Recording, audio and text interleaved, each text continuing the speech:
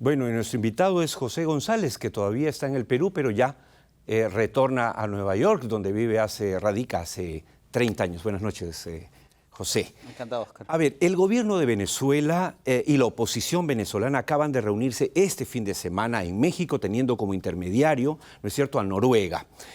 Todo esto con la anuencia de los Estados Unidos de Norteamérica. ¿Cuál es el significado político y económico de este encuentro? Esta es la tercera rueda de México, Oscar, promovida por Noruega, pero que se había interrumpido por más de un año, en virtud de desavenencias entre los Estados Unidos, el gobierno territorial venezolano y la oposición, y se reúnen porque llegan a acuerdos prenegociados básicos en los cuales se acuerda que los Estados Unidos libera $3.000 millones congelados de Venezuela en el sistema financiero norteamericano para utilizarlos para una serie de proyectos sociales, pero para también gasto público. La caja venezolana está muy apretada.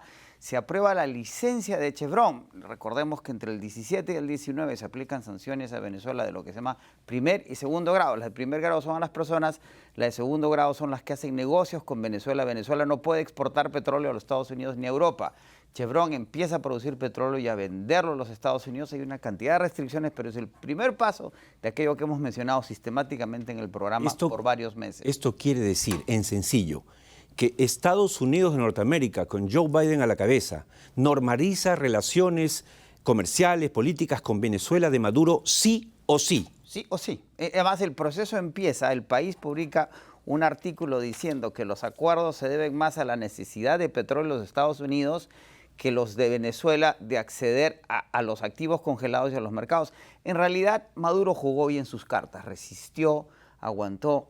Las circunstancias... Y Maduro está contando las horas de irse a Disney, ¿no? Pero las circunstancias globales se favorecieron la necesidad, lo que hemos repetido, el mundo necesita que Venezuela produzca 6 millones de barriles en 10 años.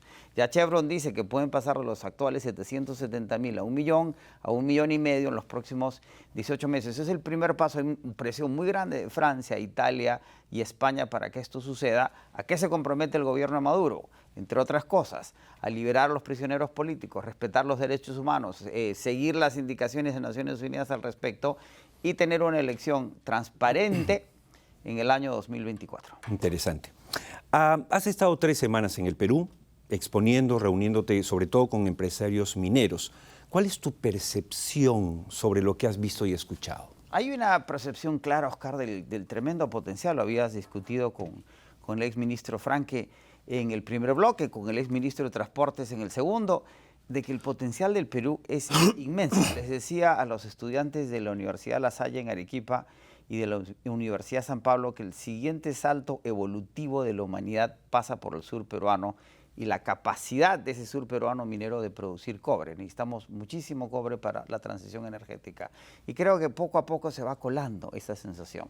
Y de las corporaciones mineras extranjeras de atender y deshacer el nudo de los conflictos sociales, pero de verdad, no resolverlo, sino solucionarlo de una vez por todas, porque el valor de esos metales y minerales que hay en el Perú es inmenso. Y las posibilidades del Perú, por su capacidad de minado y su ubicación geoestratégica, solo van a favorecer al país. Ahora, pero ¿crees sinceramente, esta es mi pregunta final, que el inversionista minero en particular es realmente consciente de que no puede darse el lujo de quedarse entrampado en medio de la pugna política suicida entre el gobierno y la oposición y que debe gestar un nuevo liderazgo, digamos, mirando al cambio de la matriz energética mundial que coloca al Perú en un lugar de privilegio? Mira, el viernes pasado que estuve de orador de apertura con Alicia García Herrero desde Taiwán, en el Perú Mining. En el Perú Mining Business, creo que hay una conciencia clara, hay un mensaje claro de todas las partes involucradas, el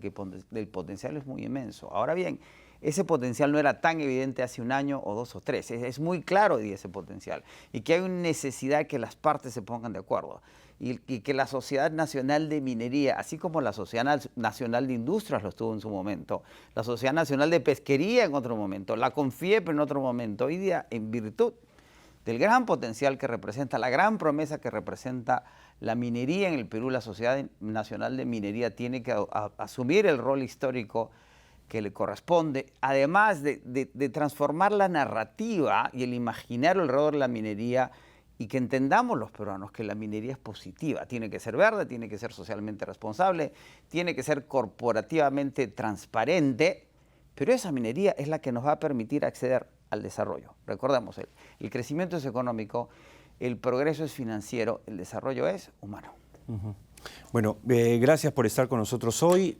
Retomamos nuestros contactos vía Zoom desde Nueva York, como todas las semanas a partir del próximo domingo. Me alegra que hayas estado aquí en nuestro país, que es tu país, ¿no es cierto? Aunque tú eres arequipeño, eres peruano también. Bueno, felicitaciones por lucir ahora el terno Lavalier, que es realmente la marca de este programa. Mil gracias.